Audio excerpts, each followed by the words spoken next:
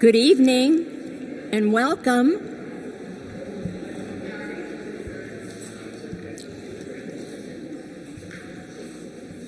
I'm Barbara Aubrey, and I have been honored to say good evening and welcome as an Epiphany lector for 50 years. I mean, no.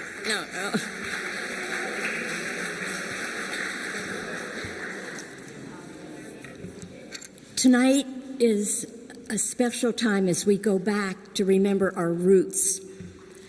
And the planners have titled this evening, as you can see on the front of your sheet, A Time for Remembering.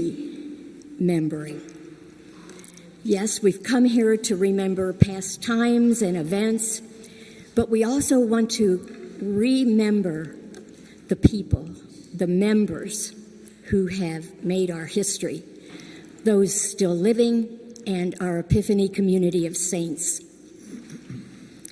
Author Richard Rohr, a spiritual author, has said that maybe all true knowing is remembering, putting members and memories together, and now making a new significant story.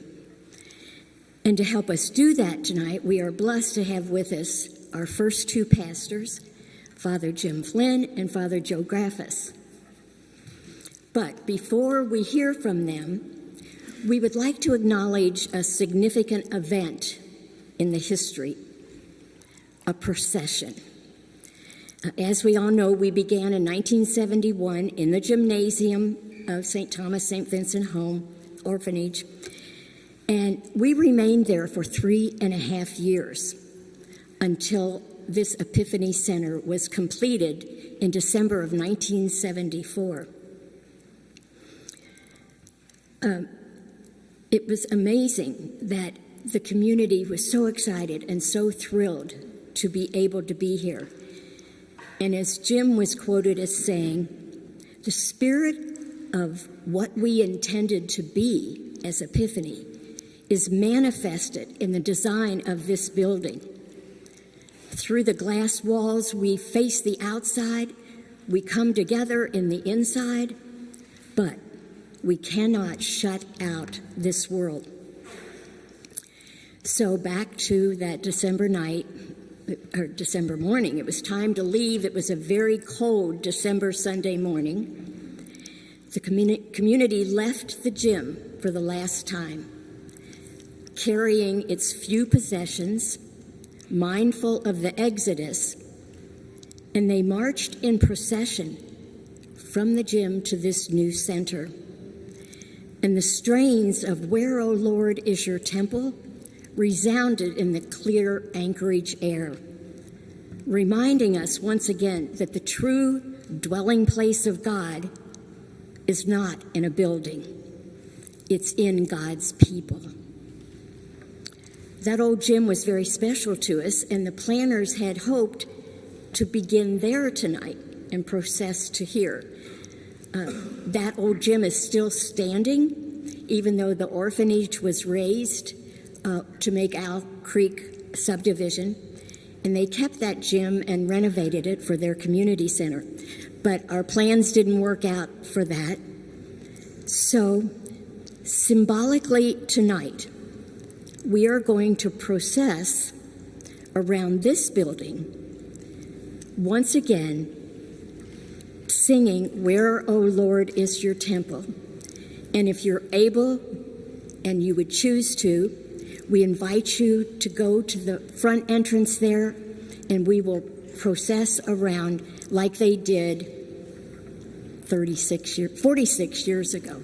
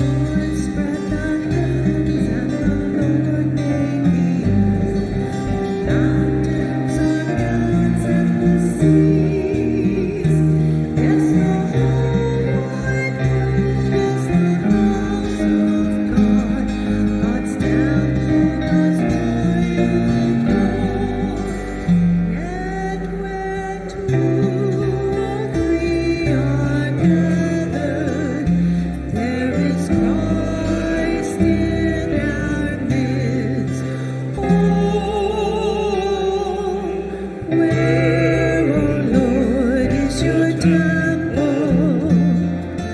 Where, O Lord, is your throne?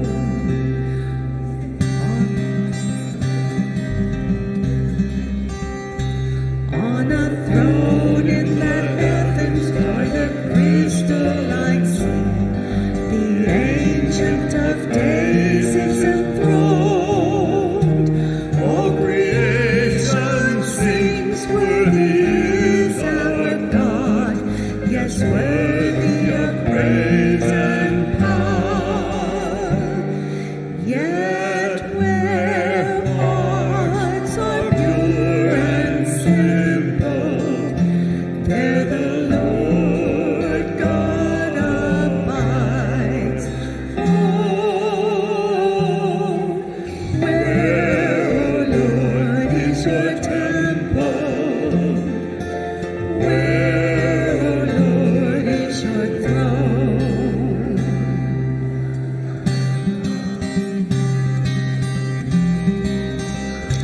In the temple of Solomon, Isaiah beheld the Lord on his high lofty throne, and the cry rang out, Holy, holy Lord, all holy the God of hosts.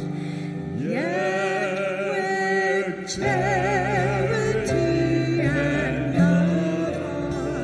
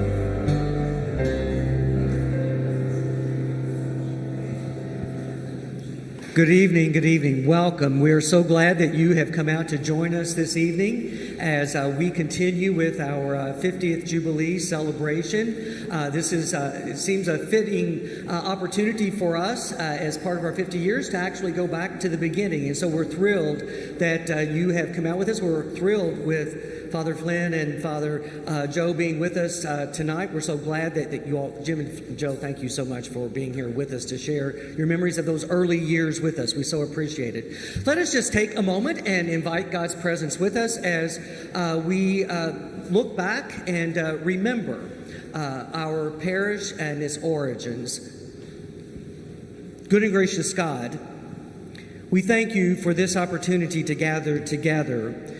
We thank you for the great love that you have showered this community through these 50 years. We ask that you bless our time together as we look back at our beginning, our origin. We ask that you bless us as we reflect upon the 50 years that we have been doing your ministry, giving praise and glory to you. We thank you again for this time to be together, to share memories, to share love for one another. We ask that you be with us always, and that all that we do be for your praise, your glory, through Christ our Lord. Amen. So again, thank you and welcome.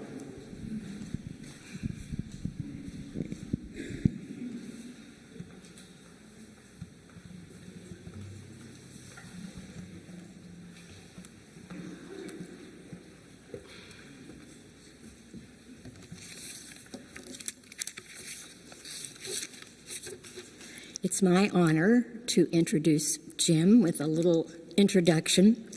I bet not many parishes are blessed to have their first pastor with them for our 50th anniversary. But this is no ordinary man. James Earl Flynn was born August 31st, 1929 in Louisville, attended St. Meinrad Seminary, was ordained in 1955, and he immediately began serving in numerous parishes. I met Jim in 1960 when I was 16 years old. He was my religion teacher at Sacred Heart Academy, and he once said to me, "Of all my assignments, teaching those teenage girls scripture could have been the most challenging of any of them." He said, as far as scripture, all they really cared about was any cute boy named Matthew, Mark, Luke, or John. As we know, in 1971, he and his lifelong friend, Dick Fowler, envisioned and co-founded the First Vatican II parish in Louisville, our community of Epiphany.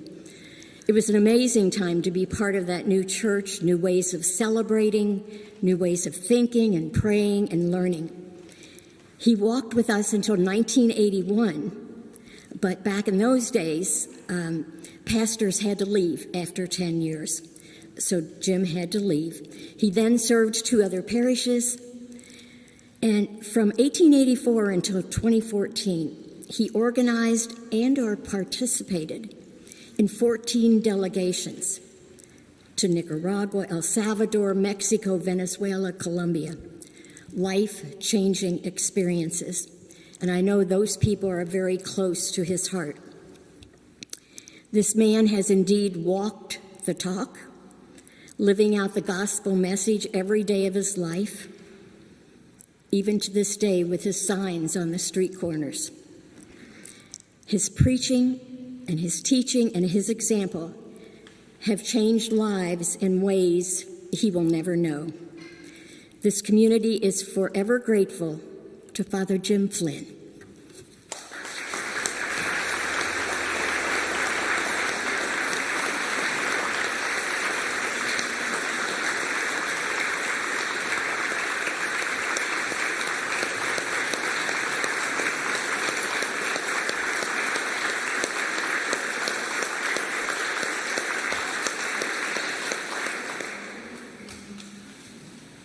Well, thank you all for a warm welcome, and thank you, Barbara, for lovely words, gracious as they are.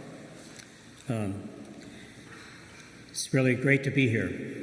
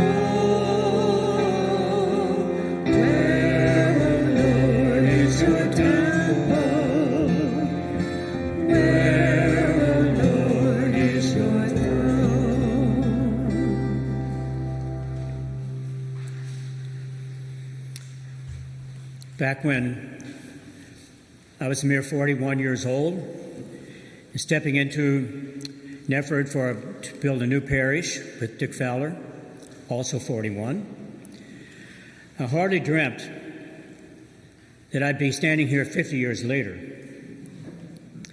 And of course, the question, why me here and not Dick, who died at 52 years old? And how many others have died during those 50 years? People who launched this parish with many of you. Dick and I were both products of seminary training, and that's the right word, training, believe me. In the 40s and 50s, good seminarians trained, literally, to be docile, servants of the Pope, the bishop, the pastor, in a top-down, male-dominated organization. And when we were ordained, we never dreamed that there would be something like Vatican II that would come up just a few years later. But it did, and lo and behold, I'm here with you these many years later in this community that was founded on fidelity to the Second Vatican Council that lasted from 1962 to 1965. So let me go back with you to 1970, a few months before founding of this parish in June of 71. Dick and I had been ordained 15 years at that time and knew that we'd soon be appointed pastors somewhere. And looking around at all the somewheres, we knew that we didn't fit anywhere.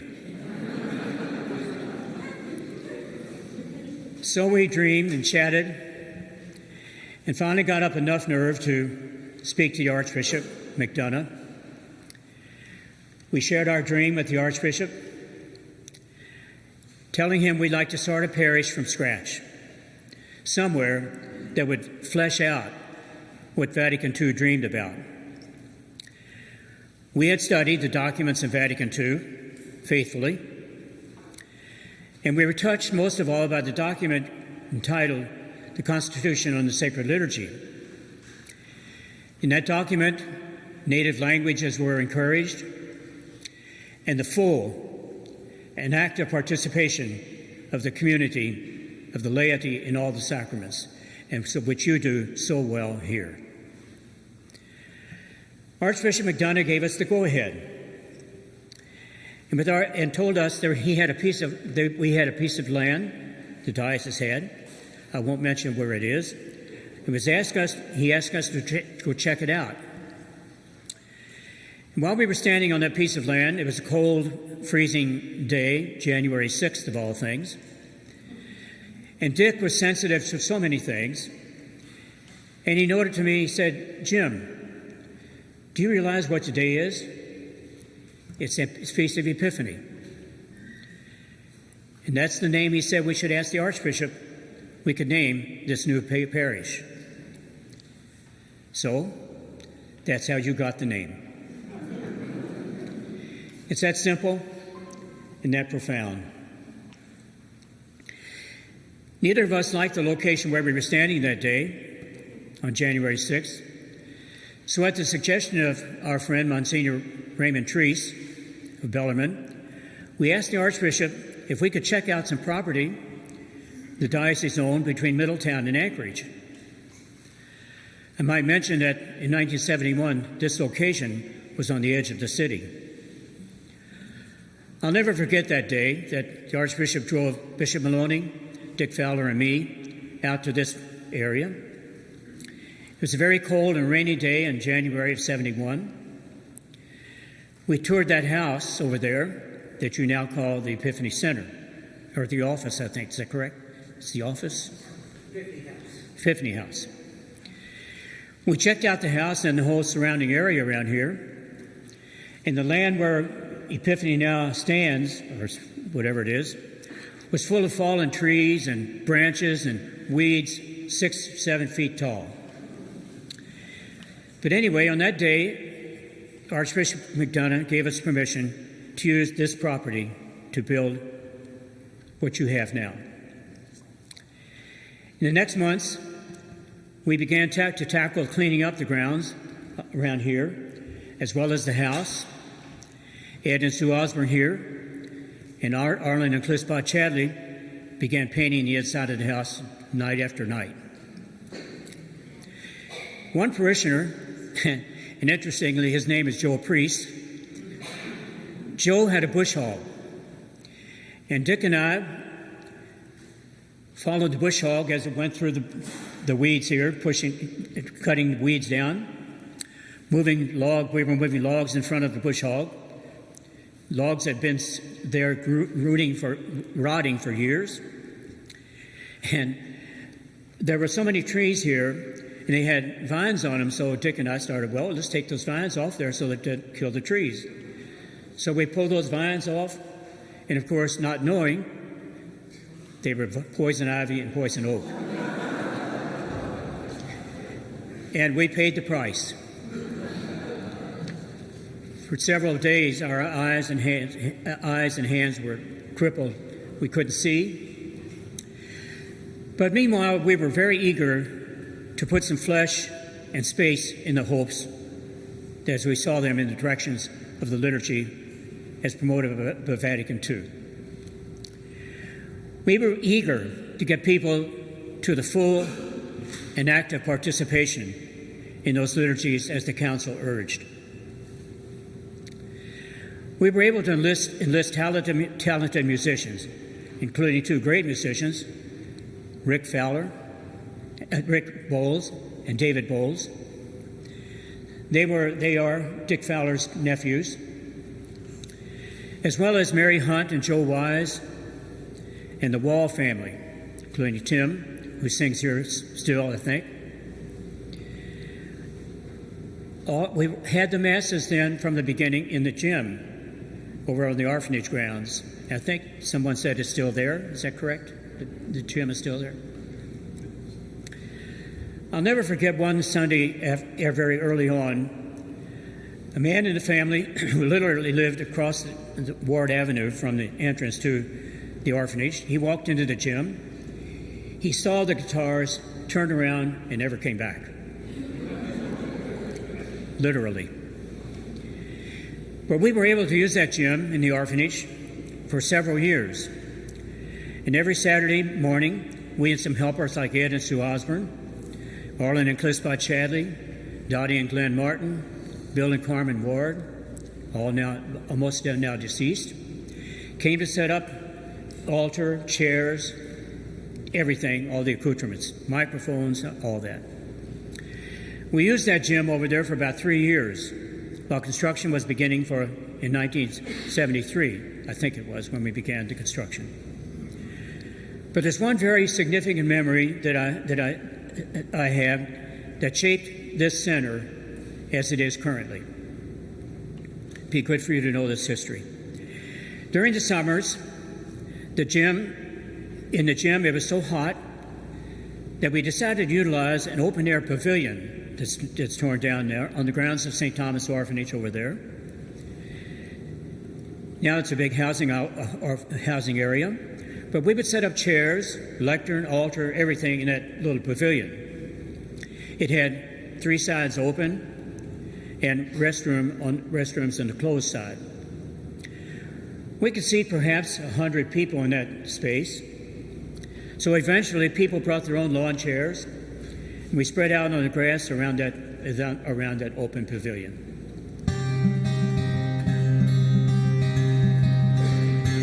On a throne in the heavens by the crystalline sea, the Ancient of Days is enthroned.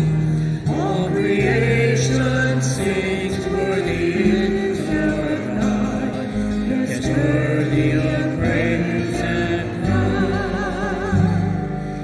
Yet where hearts are pure and simple, there the Lord God abides. Oh, where, O Lord, is your temple? Where, O Lord, is your throne?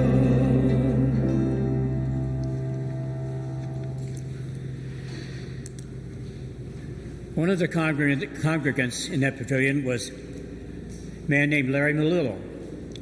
Larry was an architect and a good friend of Dick Fowler. Larry approached us one Sunday after Mass in that pavilion over there and said with his beautiful Italian smile on his face, and this is what he said, well, I can't remember the exact words, but something like this. Here's what I'm thinking. Take this space, this pavilion, enclose it with glass for protection from the summer and the winter, and you've got your stained glass windows. We'll be changing those stained glass windows 4 times a year.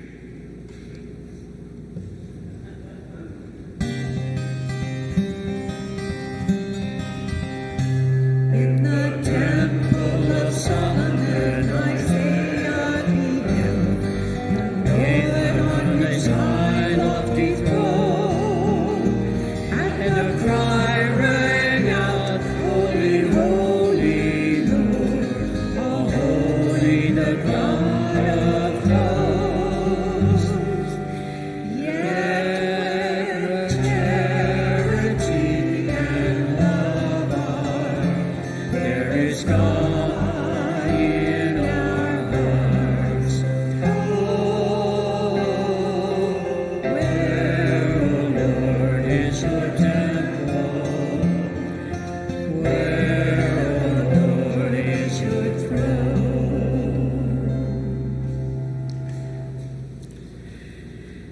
So, what happened in that pavilion gave birth to the stained glass windows you have that is now Epiphany Center. Or I'd like to express it this way. The church, that's us, is entangled with nature. So the building that houses the church should reflect that entanglement. We, the church, are not separated from nature, but profoundly immersed in it. In the encyclical Laudato Si', Pope Francis underscores that with his observation, quote, "It cannot be emphasized enough that everything is interconnected."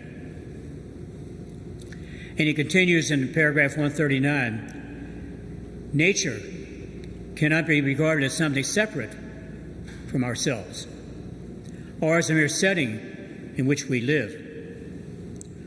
We are part of nature, included in it, and thus in constant connection with it. Or I may say it this way, paraphrasing, we are in the process of earthing our faith, not heavening it. Our Eucharistic prayer must be seen and felt in the context of creation outside. Liturgy connects us with creation and indeed with the whole universe.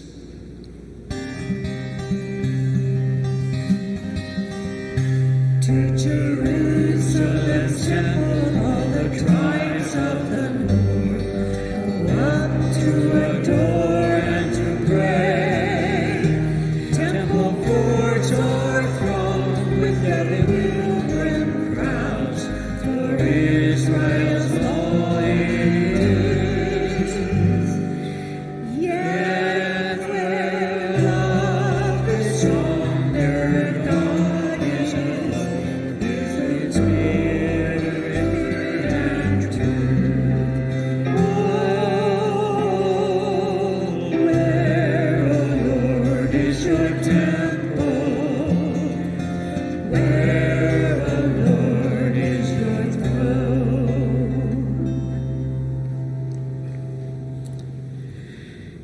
So we couldn't call the building a church because this structure is just a building that houses the church. To keep the church, the people, from freezing in the winter and sweltering in the summer. Through the years, we would greet people as they came into the doors of the center, and often visitors would comment, "This doesn't look like a church." And I'm unable to restrain myself. And I would say, "You're right. This is just a building to house the church." And then I'd get the glazed over eyes. In this space, people become open to the presence of God in this little piece of creation right out there, rather than the precincts of a walled church that you can't see creation. Dick Fowler used to say so often, "A building tells who we are and what we think of ourselves."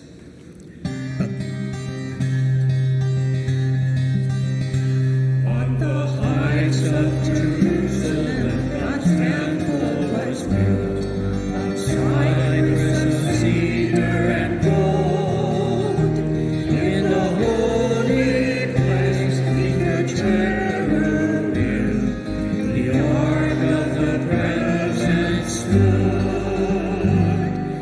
Yet wherever we abide in love, there God makes a home. Oh, where, O Lord, is your temple? Where, O Lord, is your throne?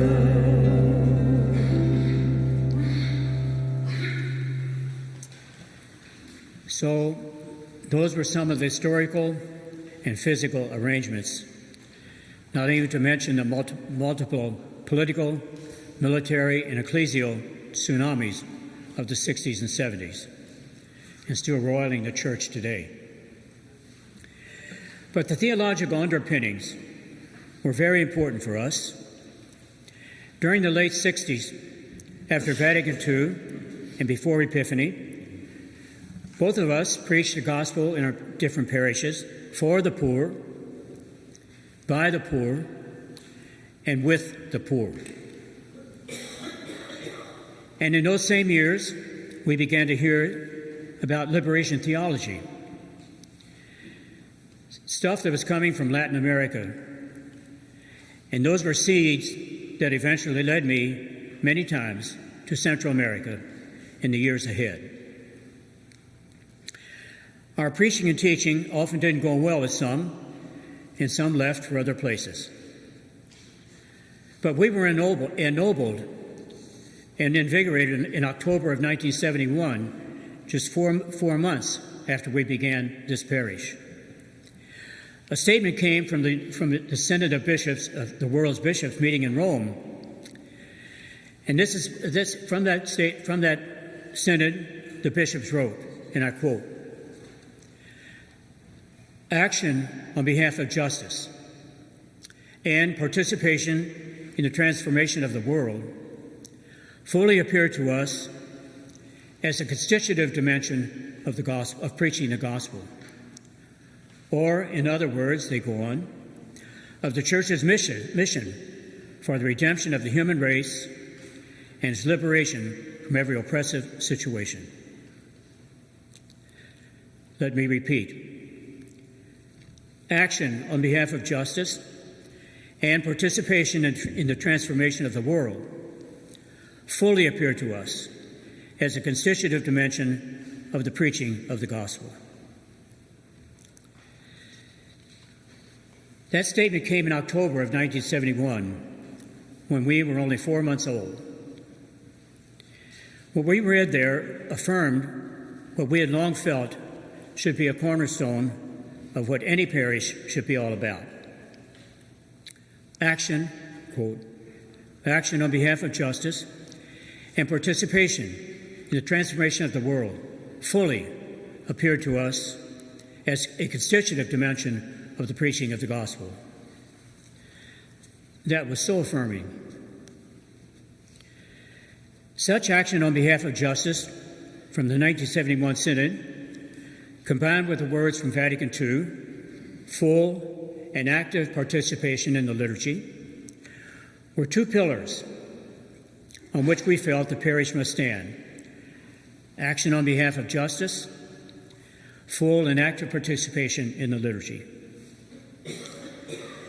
And by the way, it was just a little later, maybe 72 or 73, that the first deacon came to the parish, Deacon Peter and Mary Luke Halk.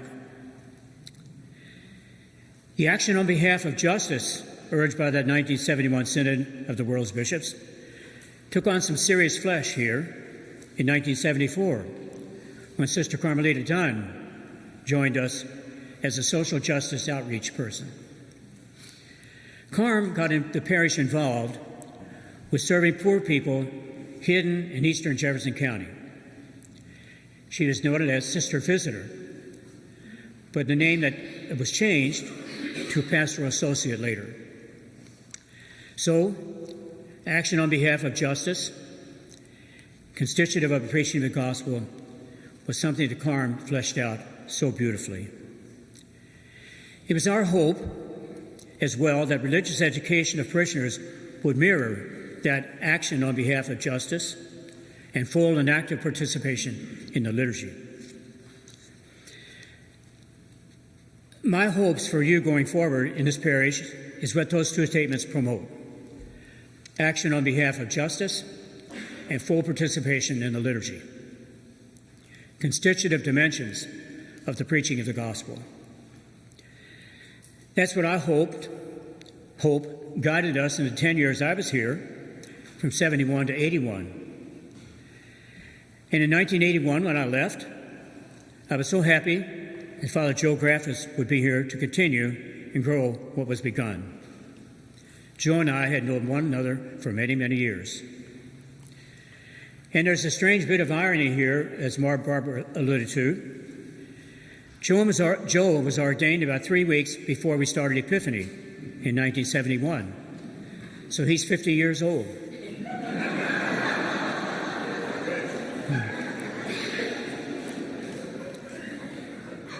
So congratulations, Joe, on number 50 in such faithful service to the Church of Epiphany and the larger Church of Louisville.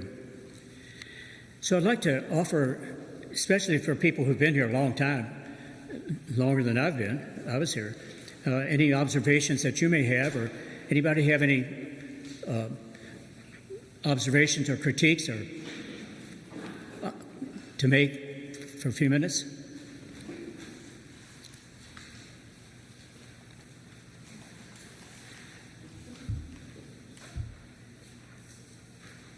It's all yours.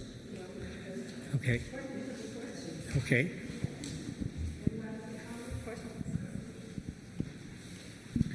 I'm just wondering how many people actually went to church at the old gym or at the outside gatherings that's here tonight, maybe? Wow.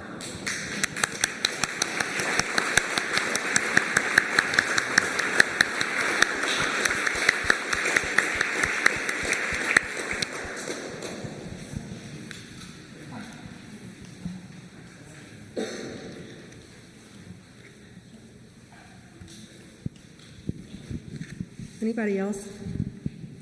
Questions, comments, anything you remember from that time? Those of you who were here.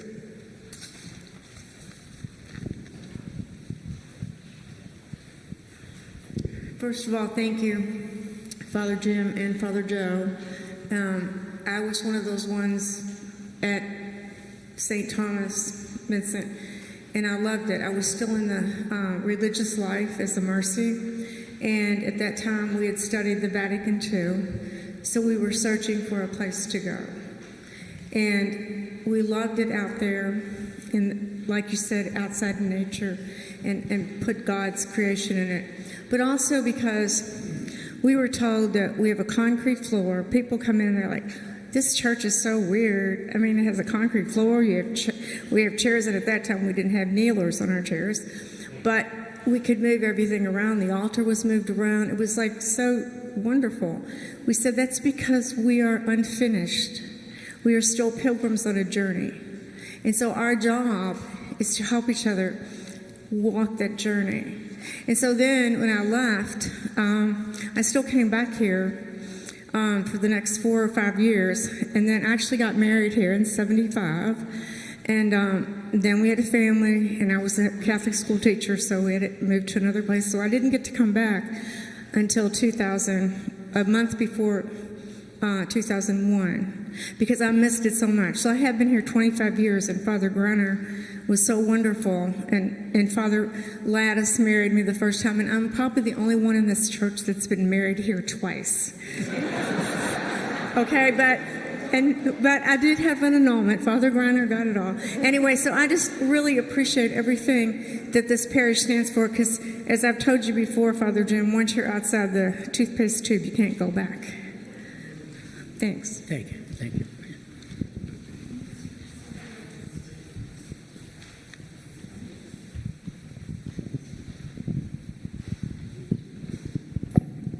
My family came here as refugees also, because I don't know if anybody remembers, but my daughter that's with me was 7 years old at the time, and she had 2 brothers behind her, but for money reasons, I suspect. But although my husband and I had been educated all the way through in Catholic elementary school, high school, and college, the Archdiocese shut down all the first grades in the whole city of Louisville. So when we heard that at Mass on that Sunday, I mean, we were so shocked. And then as things progressed, you know how life is, things evolve, but things in the parish where we were started separating the CDD kids from the kids who went to the parish school.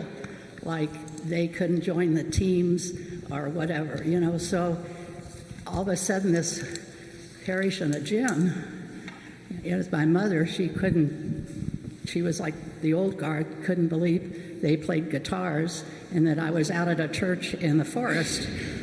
But that we came here as refugees, not only us, but many other families, because our friends jumped in, you know, we're teaching CCD here, but we became family because we were so glad that, you know, somebody was welcoming to us. And thank you very much. Thank you.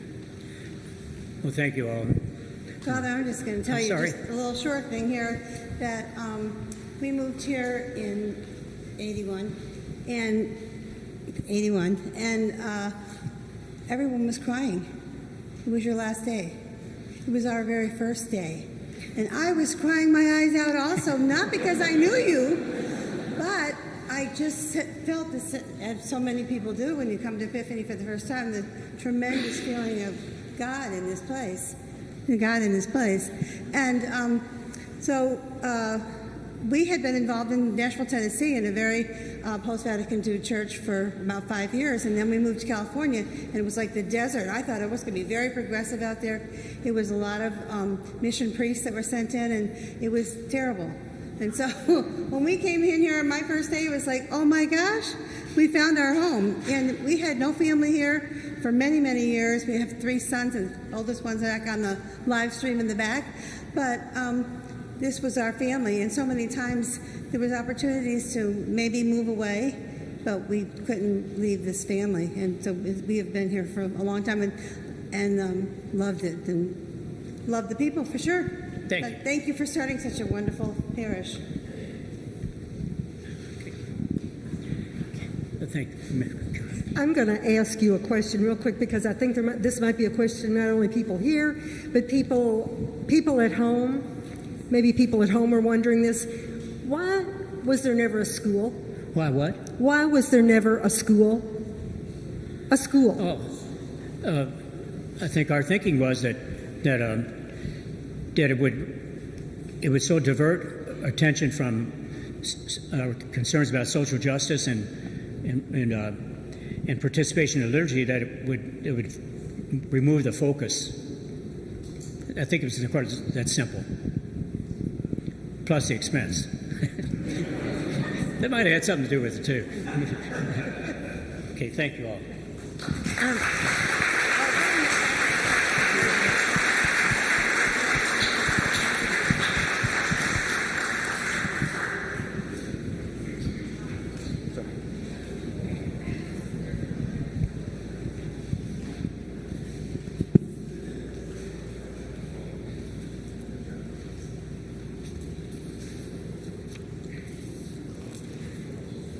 our second pastor, Joseph T. Graffis, was born January 23rd, 1945.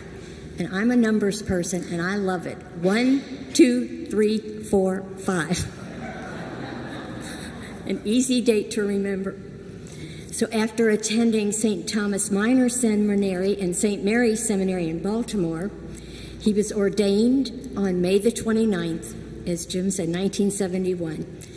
And it was just 3 weeks later, on June 20th, he and his dear mother attended Epiphany's first liturgy in the gym.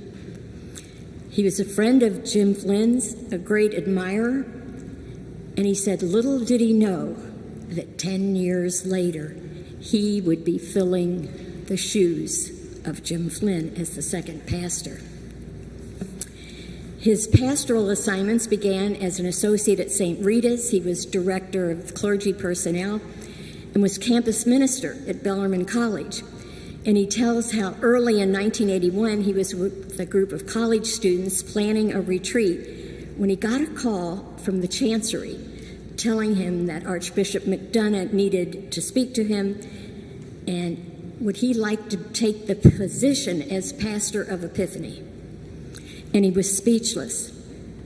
And that's hard to imagine. Sorry, I had to say that. Sorry, I had to say that. But thank God he said yes. His organizational skills, his leadership with all the building construction that went on, his preaching and presiding at liturgy were gifts. Then after leaving Epiphany, he served in 2 other parishes, and then he semi-retired in 2015. And I'm sure he holds the record for subbing for more priests than any other priest in the history of the Archdiocese. And along with his pastoral skills, as you can see on that paper, he's been a moral side of the news panelist since 1985, board member for Crusade for Children since 98, Marriage Tribunal, on many boards. I'm almost out of breath telling you all the things that he has done. It's my honor to introduce Father Joe Graffis.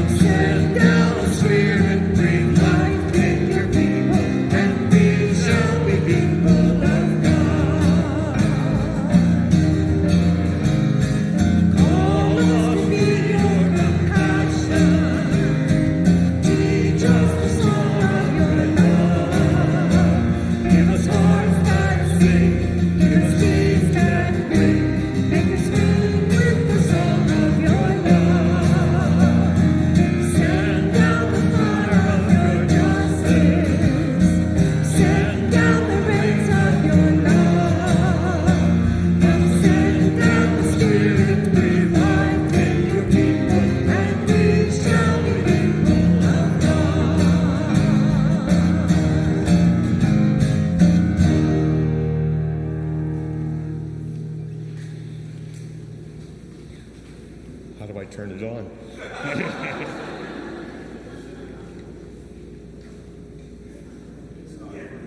It's on? Okay.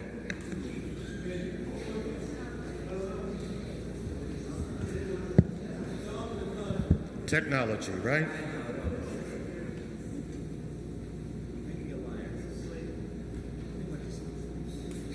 It went to sleep, okay. And I hadn't even said anything yet. Okay.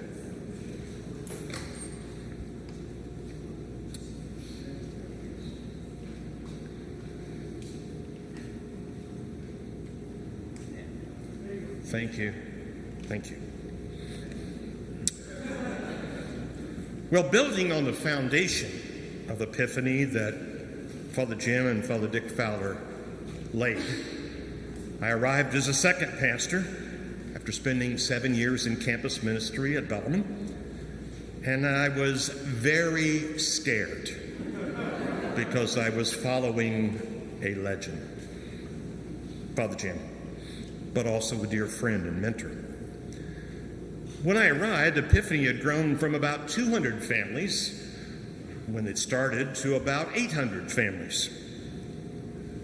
By 1988, 7 years later, when St. Patrick's was broken off the parish, we had about 1,400 families, with the development of Owl Creek and Stonebridge here in Anchorage, as well as Lake Forest out on Shelbyville Road. As you've heard, Fathers Jim and Dick created a tremendous Vatican II foundation vision for parishioners from these documents of the Second Vatican Council. And I saw my task to create a framework to build on that vision. Everything in those years was starting from scratch. I was blessed by my father, who Jim had my father's funeral, taught business management at U of L and was a CEO in his own company. But he was always teaching me that as a pastor, you got to be a good manager of people and of both financial and physical resources. I thought I just had to preach. But perhaps God's Spirit was moving in me and certainly others in this place. I also received a tremendous theological education at St. Mary's in Baltimore from great professors who were influenced by Vatican II. I also served, as you heard, as clergy personnel director for Archbishop Dunna. So I got involved in human resource management through some national organizations like the National Association of Church Personnel Administrators. Maybe again, the Spirit was moving in all of us. So I'd like to look at these 10 years through the lens of 5 pillars. Hopefully I get this right. Did I go the wrong way? Oh, all right. There we go. Through 5 pillars of Vatican II. 4 of the pillars are the 4 major constitutions. Jim has enumerated some of them. And the 5th pillar is the decree on ecumenism and the declaration on relations with non-Christian religions, ecumenism and interfaith. So looking at these, through these 5 lenses, what is a parish? It's a church, a worshiping community. The Constitution on the Sacred Liturgy. Celebrating liturgy and the sacraments and prayer with full, active, and conscious participation. I always thought that was curious, conscious participation. I've been in some churches where I wasn't sure they were conscious. And so was Jim, right? Of the community. That was priority number 1, as Jim has stated. Secondly, the church, the people of God, are formed and shaped and fed by the Scriptures, the Constitution on divine revelation. So all formation ministries, primarily to adults, along with the children and youth, should be based on the Scriptures. Priority number 2. Church as the people of God, the Constitution on the church, about organizing and leading and facilitating and building up parish ministries, personnel, finances, physical plant, through the people of God and their baptismal call.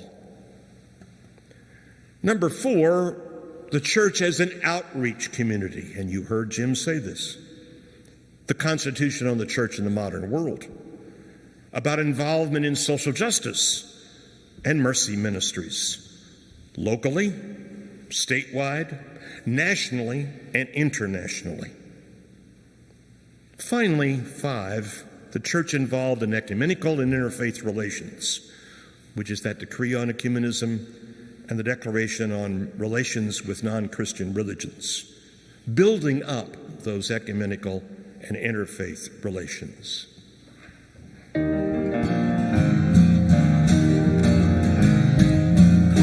us to your mercy. Teach us the way of your peace. Give us hearts that feel. Give us hands that feel. Make us walk in the way of your peace. Send down the fire of your justice. Send down the rains of your love. Give us hands down the fear and revive in your people, and we shall be people of God.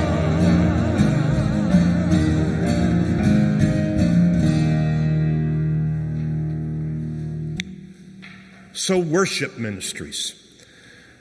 We built upon an amazing base of quality music, preaching, and the full active and conscious participation within all liturgical ministries. Well-trained lectors. Think of David Shervanek of that. Servers, both male and female. What a new idea. Liturgical movement. We use that term now rather than dancers because that got people upset. Art and environment, the beauty of art and environment. Space arrangement, altar bread baking, and wine making. The Tomasetti family who made all of our wine. We sought the full implementation of Vatican II principles in our rituals, communal penance services, baptisms at weekend liturgies, not separate from, and sacramental celebrations. We hired a full-time director of music and worship, Linda Thieneman, back in 1992, after Nancy Scrow, to continue the high quality of the variety of music types, instrumentation, compositions, along with an adult choir, but still inviting the full participation of the people. We incorporated the rites and the rituals of the new RCIA process into the liturgy. We eventually built the first permanent baptismal fount, which wasn't so permanent, for immersions and adult baptisms, along with the Tabernacle Meditation Daily Mass Chapel and Reconciliation Room in 86-88. Preaching, as Jim said, was a key component of Vatican II, breaking open the Word and applying it to our lives. And we were privileged to have a lot of guest preachers like Father Gene Zoller and Father George Kilcourse from Bellarmine to join us, as well as weekend associates like Father Nick Rice and Father Bill Fichterman and Father Tim Shanebackler. We had several different permanent deacons assigned here, beginning with Peter Houck and Mary Lou, but Jim Mitchell, Harry Presswood, Lynn Verbeck, and later Gary Becker. Deacons have always been a little bit of a challenge, though, for Epiphany. Some consider them taking away from lay ministry, lay ecclesial ministry, while others appreciated their personal stories and gifts. In the area, let's say I'm supposed to be flipping this, and I didn't flip, did I? Well, that's what I just said right there. Okay. Christian formation. I previously mentioned that the RCIA implementation in 1982, because that was after Sister Carmelita, with several parishioners, went to a Estes Park, Colorado national meeting on the RCIA, which was brand new, just coming out in 1974. It was to be a process, not a program, as it's become in too many places. It was to be a model for how all Christian formation should be done. And later on, Sister Josette built upon that foundation, along with several spirituality programs. Our Bible Times Marketplace, which was the Ecumenical Vacation Bible School, continued and expanded both ecumenically and interfaith. Gene Denny and others were leaders in that. Family faith formation was formed and developed, which meant that you met once a month as a parish family here, and the other 3 weeks in the homes with the parents and their children under Sister Marlene Brokamp, who was a visionary Franciscan sister from Batesville, Indiana. Sacramental programs continued and deepened with youth and service projects, celebrated in community and not separate from the community. Parents, again, as Jim had said, were to be the primary teachers of the faith of their children, as the National Pastoral Directory told us to do.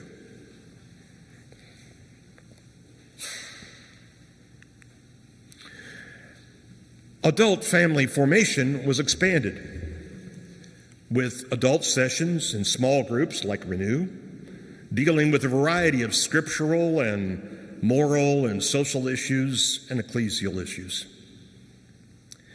As Carol already brought up, choosing not to have a parish school was a challenge within the community.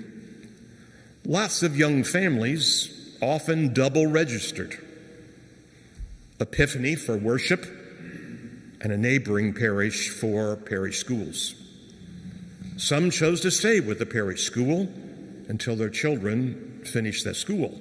Then they came back. As St. Patrick's was being formed, their first priority was creating a Catholic school with religious sisters, they said. And that never happened, which I told them. But they went on into an enormous debt to build a school first, and eventually got around to the church. Administration, the area of finances and buildings and human resources. When I got here, we had to deal with a parish debt, which nobody talked about. I discovered that we had about $435,000 debt on this new sanctuary, half paid for, and then the land costs as well. There are 19 acres here. There was a lot of story about that I could tell, but it would take too long. St. Thomas St. Vincent's Orphanage, which had 300 acres next to us, closed in 1984, and NTS began to build Owl Creek and Stonebridge. Some of you might remember that fairly early on we had serious roof leaks. Buckets in the upper area there. I think at one time we had 12. I think we had a problem. And eventually we used a new foam insulation roofing material because it's a flat roof, and it worked. Human resource management was initiated, position descriptions, expanding the staff. As Jim said, Sister Carmelita formally became pastoral associate in 81. We had a full-time youth minister in 82, adult formation minister in 83, a minister of social responsibility in 83, business manager in 85, along with the already existing ministers of children's formation, secretary and bookkeeper, and maintenance, of course. With all of that, thank God, Dr. Fred Binns helped us to create a stewardship program, no such thing in the diocese, of time, talent, and treasure. And he based it on biblical principles and models he studied from other parishes. And a related justice issue to that was creating just salaries for the pastoral staff based on national standards. You know, we Catholics are notorious. We think everybody should work for free in a church. Most parishes didn't deal with that question because it would require higher collections. And the Archdiocese was very upset that we might be setting a precedent. Our administration committee balked at me till I laid it all out before them, and they realized how unjust our salaries were. How could we speak about justice here if we're not just ourselves? And we had to expand the facilities. A new multi-purpose community center was built in 1986-87. Later on, the youth house in 91. I've already mentioned some of the changes that were done here in the church. And the cost of all of that was about $1.7 million. We created some gardens around the area and the trees, as well as some prayer spaces around the campus. At one point during that time, there were 125 different ministries going on in this parish.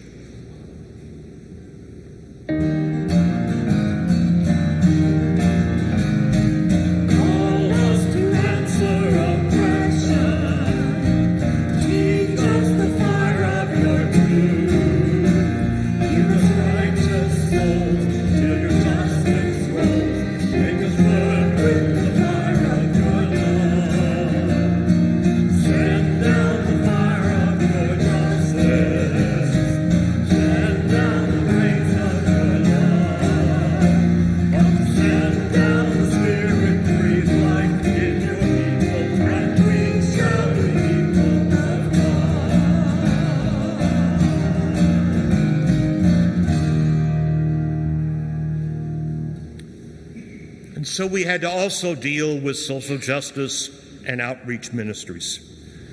As I've already said, we hired the first diocesan minister of social responsibility, Mark Schimmel, a student of mine at Bellarmine, a year after he graduated from Bellarmine.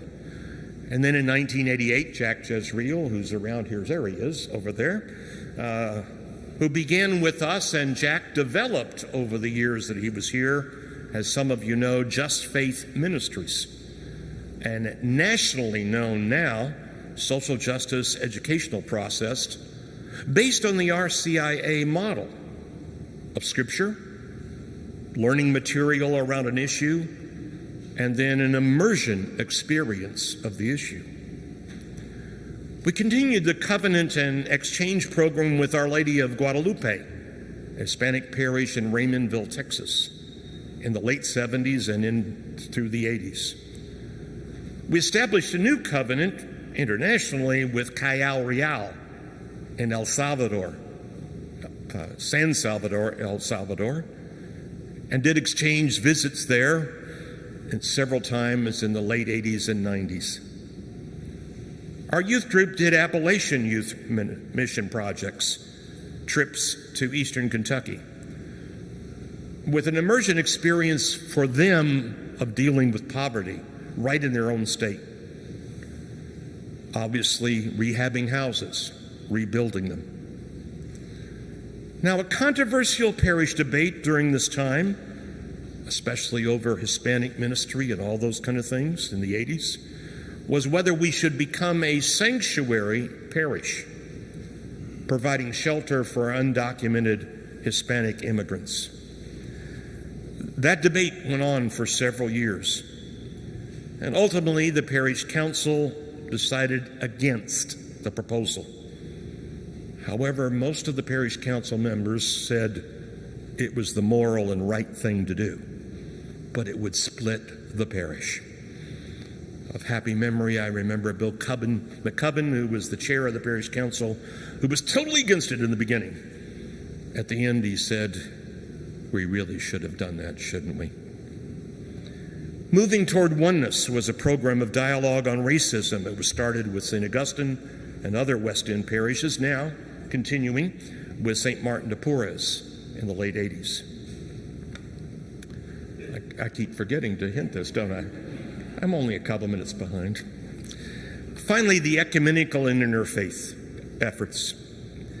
Ecumenical and covenant relations were expanded, coming out again of that Bible Times marketplace.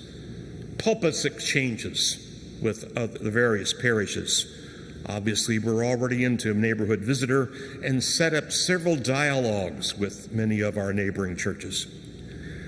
In 1986, Epiphany and Anchorage Presbyterian received the Presbyterian Church USA National Award for Ecumenical Relationships for the first covenant between a Catholic and a Presbyterian church in the country. That was also the year PCUSA decided to move their headquarters to Louisville. Maybe we had something to do with that.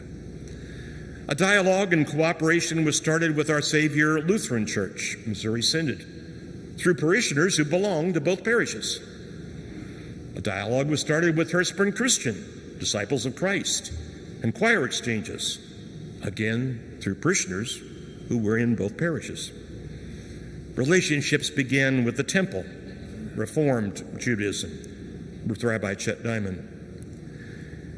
And we began to grow the neighborhood visitor program into the Eastern Area Community Ministries, starting with 6 churches here in East Louisville. There are now 43 churches in that group, and it's the largest of the 13 community ministries in Jefferson County. So this parish over the years has tried to implement, as I've said, the principles and the theological values of Vatican II, which is still the magisterium of the church, as Pope Francis tells us all the time.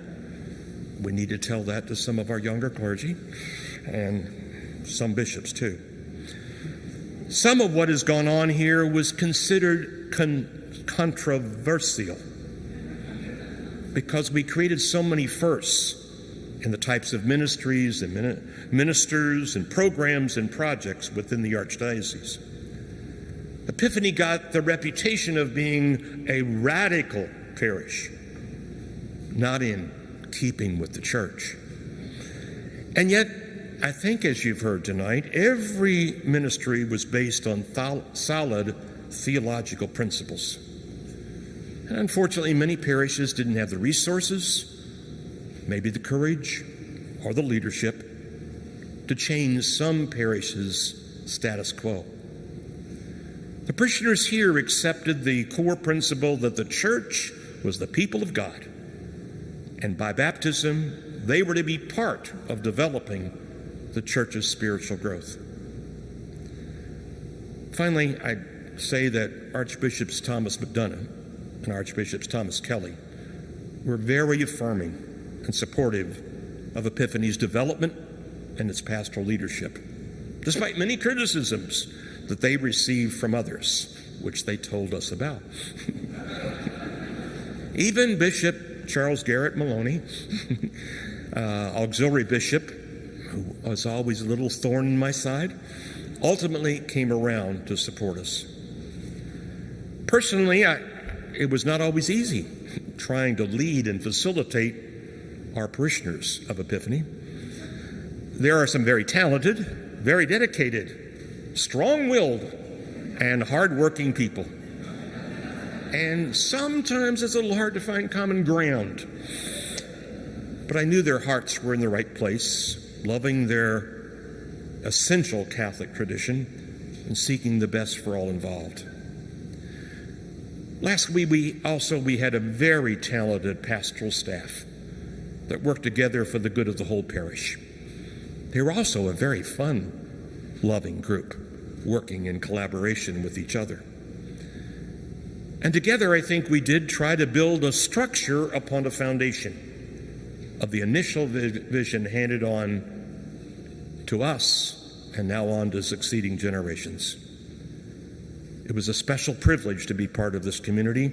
I learned so much from so many here, and it certainly definitely helped me in leading lots of very different communities over the next 30 years of my life.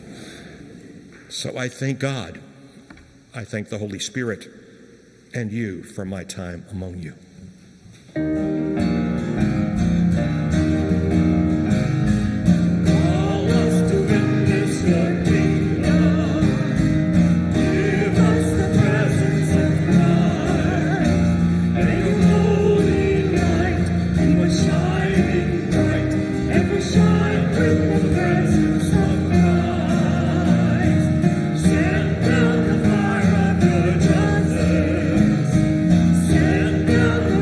Of your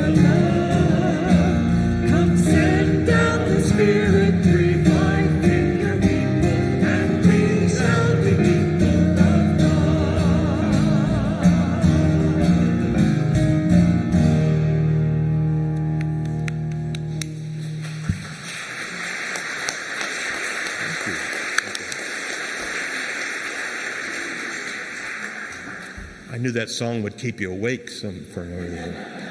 So I guess we have question and answers or reflections or stories that some people would like to share. I think there were two people who wanted to ask a question when Father Jim was up here.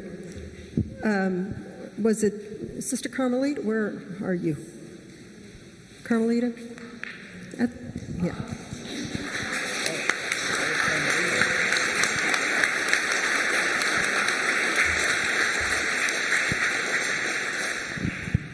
I just wanted to share something that I experienced in a very meaningful way. The two priests that started the community went out and visited Berrytown and Graffintown. They were building relationships with the people, and each one of the households was given a Bible. So each time that I visited a household, they read that little passage to me that either Father Fowler read to them or Father Jim Flynn. And I thought that was a very important part of their ministry in building up relationships in action. Thank you.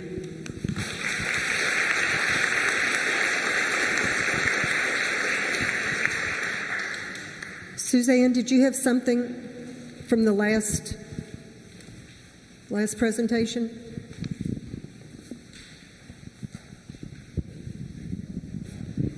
Well, it was pertaining to Father Flynn's talk. But I was wondering, with the vision then, was there much,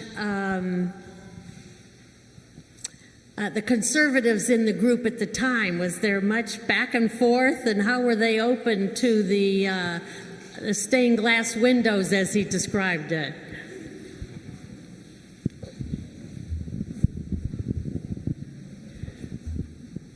I think that, who wants to ask the question? Oh, I'm sorry. I think the people that would not resonate with what we were doing here didn't come. So it was kind of like on like, and I think that's what happened.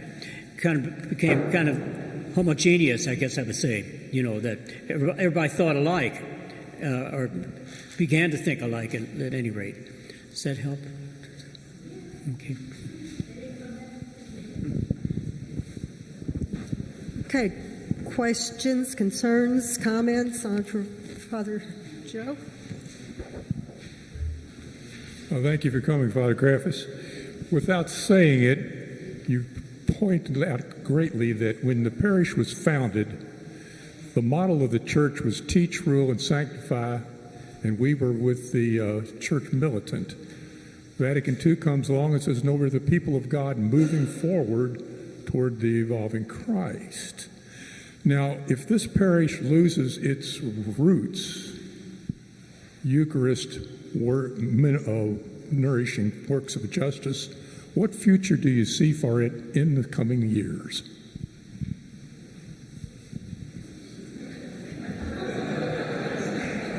Well, my gut reaction to that is I think there's been a lessening of that over the last 10, 20 years, but Pope Francis would agree with everything that Jim said. I mean, I think because he's a very Vatican II Pope, and obviously Eucharist is very important to him, and social justice is very important to him, so I don't see how the Church Universal, I think in other parts of the world it's developing.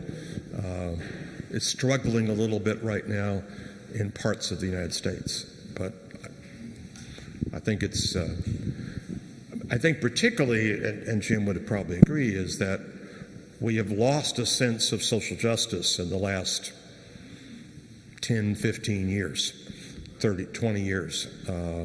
That emphasis has not been with our leadership sometimes. But I say leadership locally, not necessarily internationally.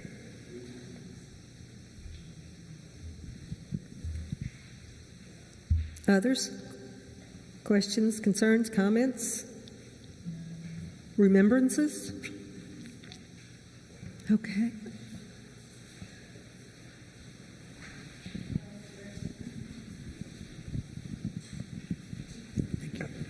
So this is actually a question both for both of our presenters.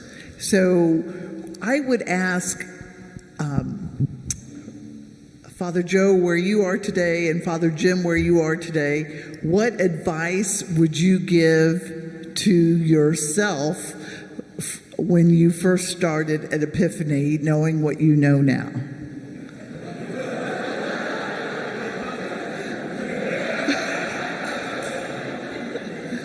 Yeah, exactly.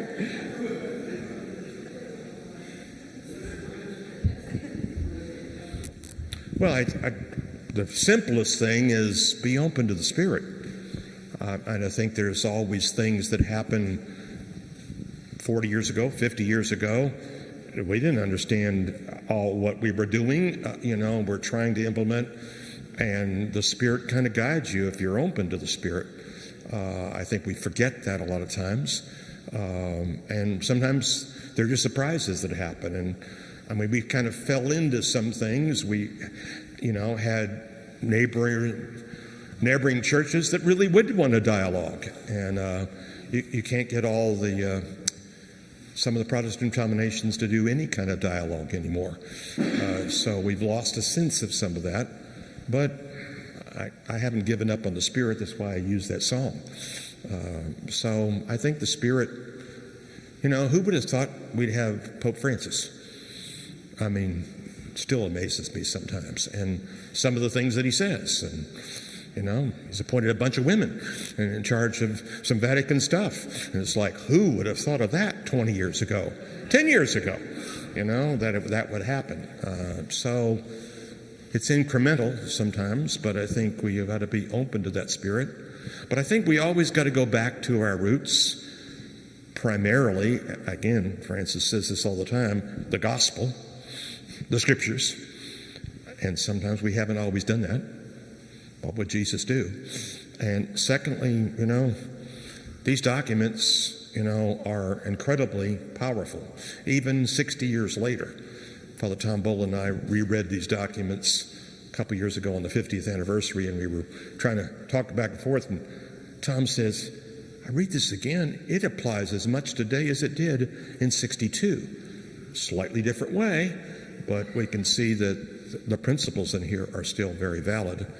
And unfortunately, a lot of people in the church don't know that. So, I don't know, was that? I would only add to that that each of us is a different person today than we were 50 years ago, by a long shot. And our experiences shape what we are today. And I know my experiences over the last 40 years at least are so different. And, I never anticipated the experiences I have had over the last 25, 30 years, or maybe 30 years, yeah, something like that.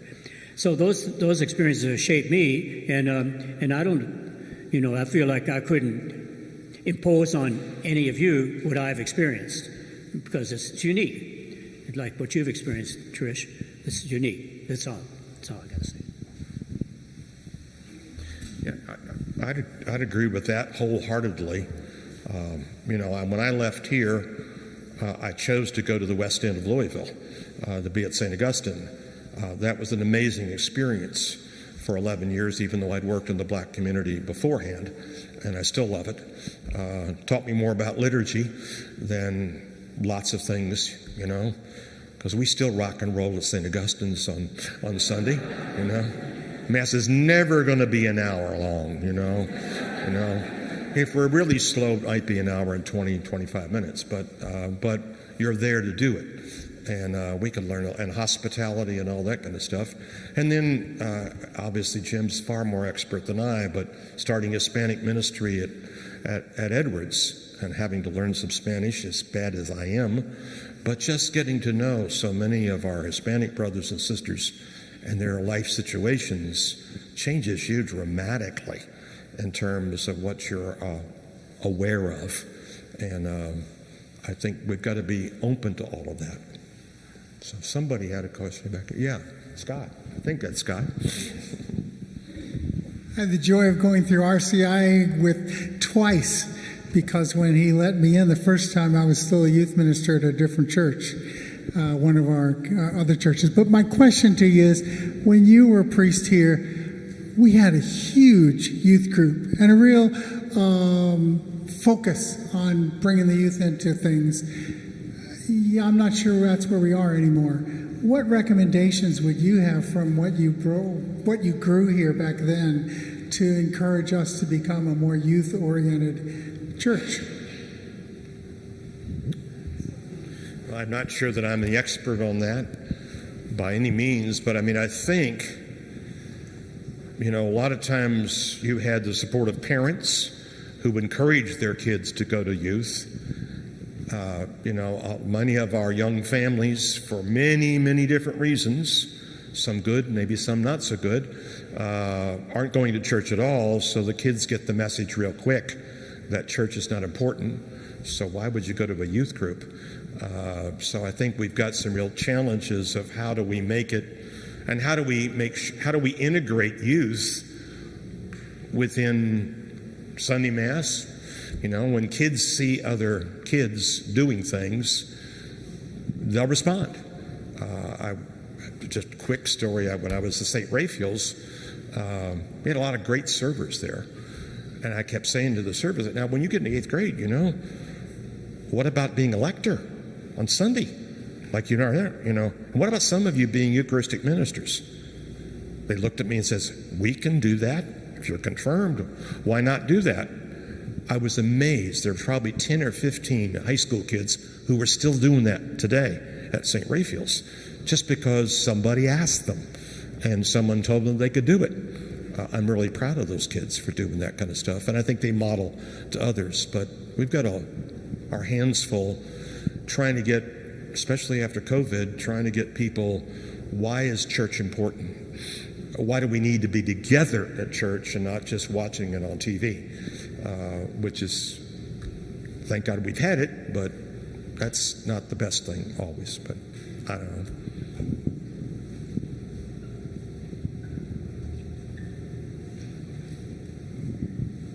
That is a wonderful lead into one thought that I want to add to this is that not just we were in church with our kids and so on, but our children are living the very foundational experiences that you have advocated many years ago.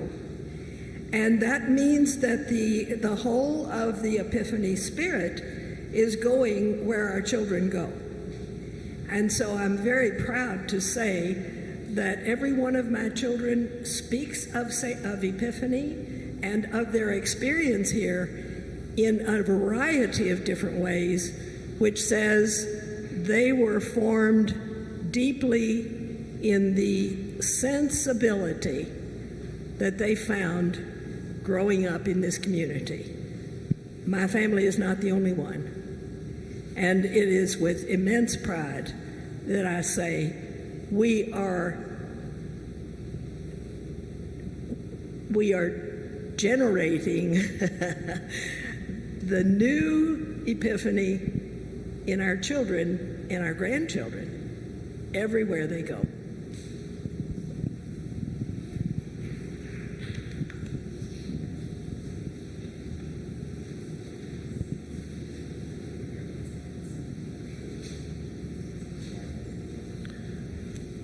I know that one of the things that both Jim and I were really struggling with is there are so many people we could have mentioned by name. I seen Dottie Lockhart out here, so much of Bob's stuff is around here, which was an artist and stuff like that. How's he doing, by the way? Better? Please tell.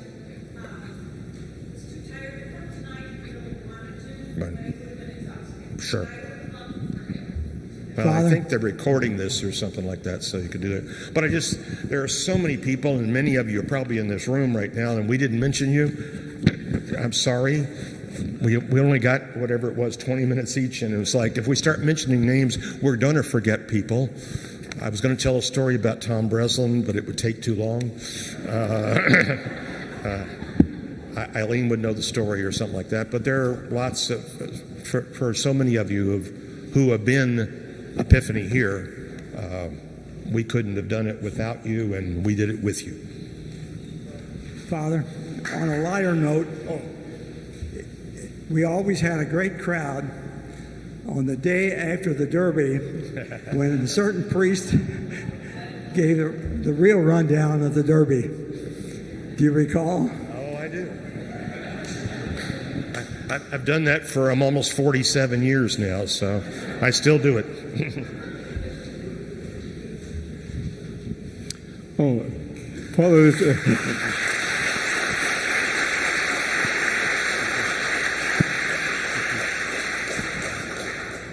We have a comment from someone who's watching this. right, yeah, this is not really a question, but I think it's such a beautiful way to end this question and answer session. This is from Nancy Robinson. She says, I want to express my gratitude for this parish. This community brought me back to church when I was in high school. This parish represents the gold standard for me in terms of what a parish should be.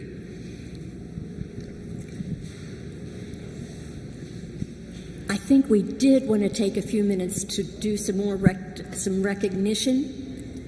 And the first people I'm supposed to ask to stand are all the past staff who are here. Past staff members.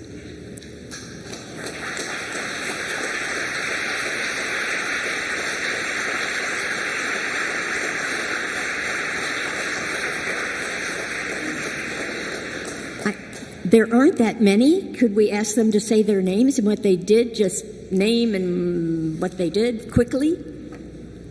Do you mind? Any?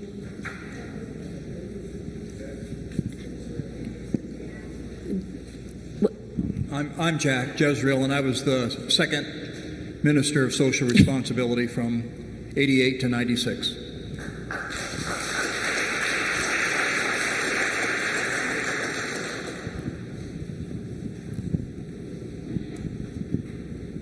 I began the neighborhood visit, well, actually it was called the Sister Visitor Program first, and people in the community, especially the black community, called themselves sister. So they didn't see any connection with that, so they decided to change it to the Neighborhood Visit Program.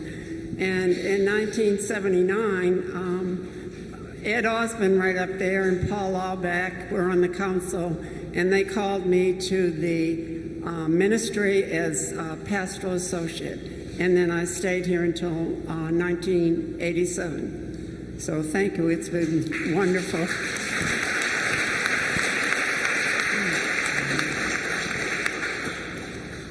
I am Martha Stuber, and I came here as business manager, the second business manager in 1987, and I was here until 2014. Wow.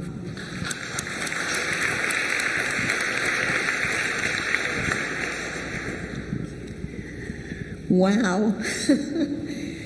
We got here in 73, and I started music with Jim, and we would meet together and plan the liturgies and the songs and have Irish coffee.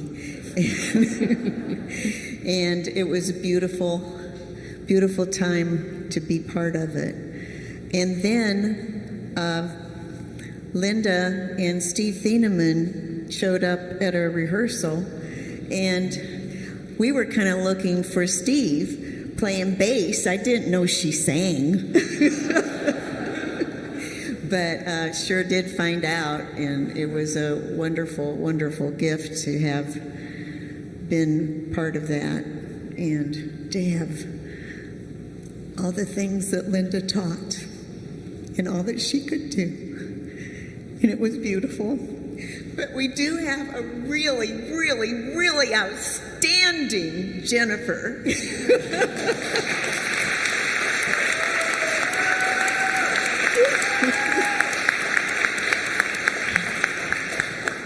So that's a beautiful, beautiful new step in our families. I see some more staff.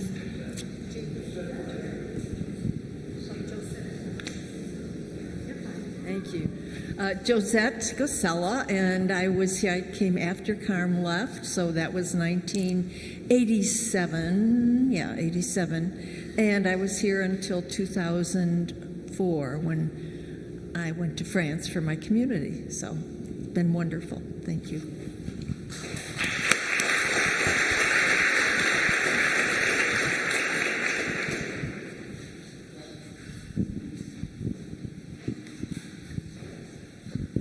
I'm Bev Phillips, and I was the secretary, office manager from 1975 to 1989.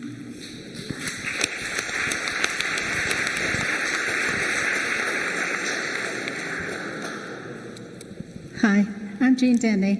Been here since the beginning. See all these gray hairs? From 75 to 83, I had the joy of serving here as Director of Religious Education. The first year, Pat Raymore and I shared it, and she went back to school, and I stayed on for the next 7 years. It was a very, very special time. It was had a lot of mountaintop experiences, a few valleys, but that's life, isn't it? But I have to share a funny thing that happened. One time, my office was back in what we called then the small pod, back that way. And the payphone rang, and I answered, and I said, Epiphany. And this voice said, yes, what time is your bingo? And I said, we don't have bingo. And you know how you can sometimes feel people's over the phone, and there's this little pause, and she said, you don't have bingo?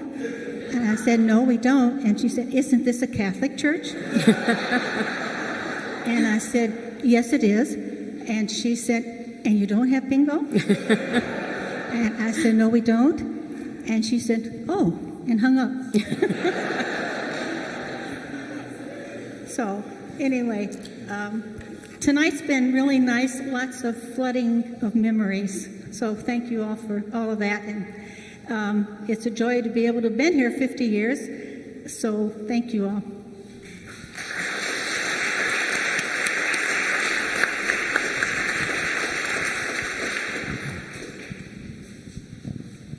Is that on the staff? Okay, next, original members who were here, maybe who were here the first day. How many were here the first Mass? Can you stand? Oh, no. They're going to get Ed up. Prepared coffee at the first liturgy.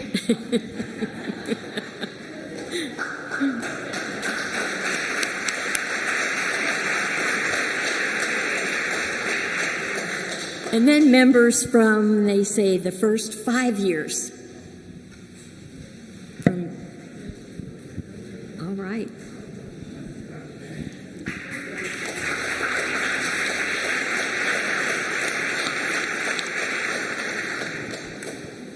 Okay.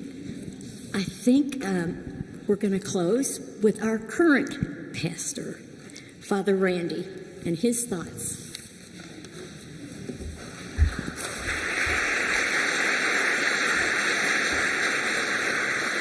So you heard from 1 and 2, and I'm number 6 or 7, depending on how you count it, with Fowler and Flynn. You don't know if that was 1 or 2. So, but anyway, I'm glad to be here, and thank you all again for coming out. So I have to tell you,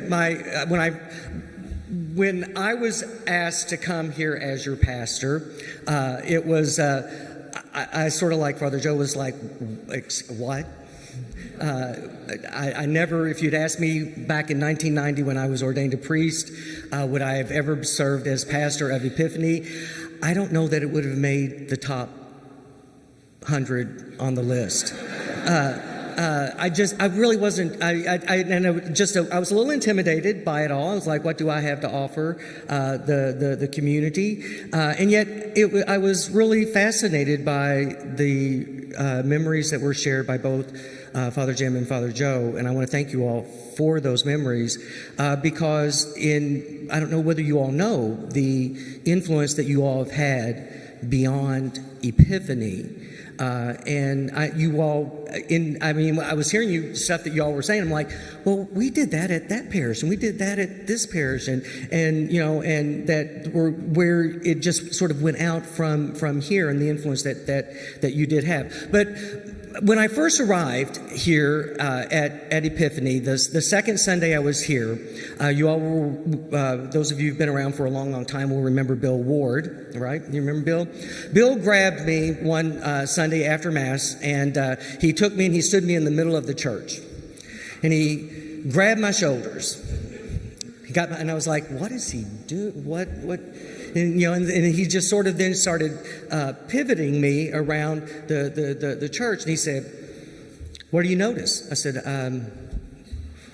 I'm not sure what you're asking. What do I notice? I'd be lots of glass? I don't know. What do you want me to say? He says, we are the only parish that has seasonal stained glass. Seasonal stained glass. So that was a reminder for me, and I, with your comments in terms of the whole sense of nature. So, even as recently as 10 years ago, that is still the impression that is being made with what our church does. We get visitors all the time, and they always say how they are engaged by the hospitality, the warmth, the welcoming of this community. And as we have heard tonight, very much a real intentionality at the very beginning of our parish as a community of faith, the importance of people coming together, recognizing one another, acknowledging one another, and sharing time with one another. I've always said, and the thing, what has impressed me the most with Epiphany is the liturgy. The liturgy truly is wonderful here. I take no credit for the quality of our liturgy. It has been, it was 40 years in the making before I arrived, and I hope I have been somewhat of a good steward in the 10 years that I have been pastor here in the continuation of good liturgy happening here as a community. One of the, as Father Joe said, one of the questions that I continuously get asked as I'm out and about, and they ask, well, which parish do you belong, are you a pastor of? And I say Epiphany. They go, oh, the church with the glass. I said, yeah, the church with the glass. And they go, and then they'll go, well, do you all have a school? And I always say, no, we don't have a school. I said, our school actually is social justice. And that's where we have our passion and our commitment. After the liturgy and praying well together, we embrace that Word of God, that Eucharist that we have celebrated, and we take it out into the world to live it in the according to the social teaching of our church. And so I think that's one of the factors. Just in a recent conversation, it dawned on me, because sometimes I hear oh, the good old days when Father Flynn and Father Graffis were here, the good old days, and when we were in our glory, and we were cutting edge, and yes, there were so many things that were happening here that were first, that Epiphany was a part of. But again, speaking to the influence, it's not that we're no longer cutting edge or moving or really out there pushing the envelope. I think so many other places have moved so much closer to where we are. You hear more and more parishes embracing a focus on the social teaching of the church. And we can be grateful that our foundation, our roots here, founded in the Second Vatican Council, really have been a great influence with our archdiocese and other parishes in looking at the significance and the importance of the social teaching. So it gives us a lot to be proud of as a community in these 50 years that we have been here. I do want to also just take a moment to acknowledge just in the last 2 years we lost two of our former pastors, Father Cass Volpert and Father Bill Greiner. They were much beloved here, and they both came to see me right when I first came here as pastor, and to share their experiences of pastoring this community, to give me some insight, and the basic message was, this is a good parish.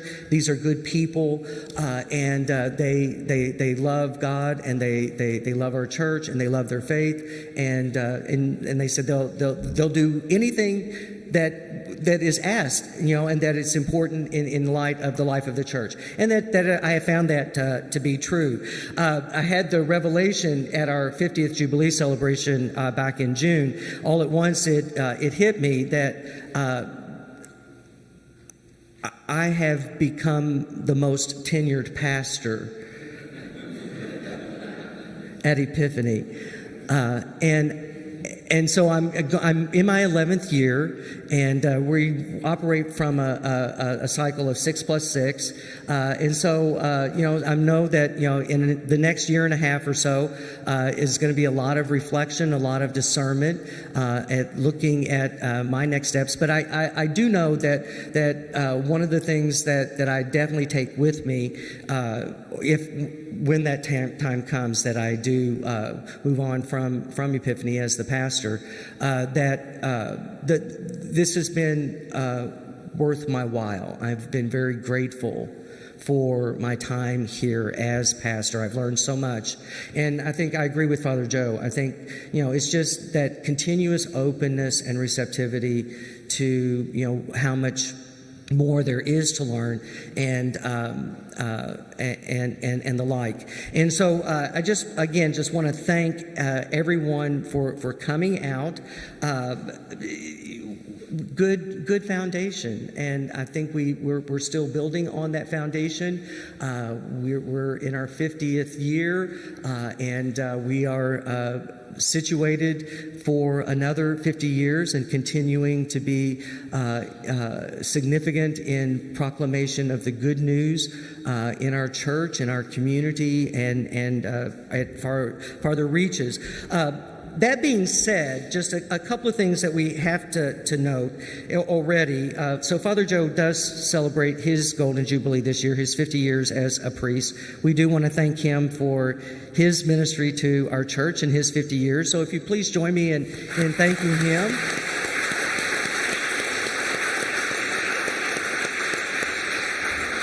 And then, as was said in the opening remarks, next week, Father Jim is going to be 92.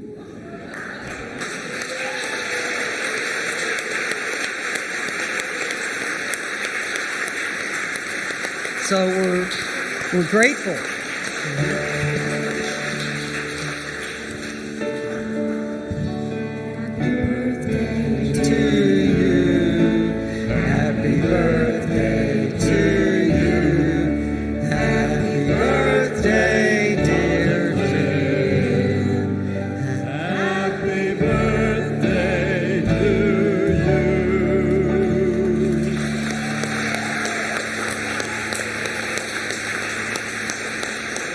So as a final comment, we're not finished. You're invited to continue to stay and continue to share your memories. We do have a beer garden available. But we also have some wine and some lemonade and some water and snacks and even a birthday cake. So please stay and continue to celebrate and enjoy our Jubilee celebration. So we're glad that you're here. Thank you. Oh, I think I do a prayer.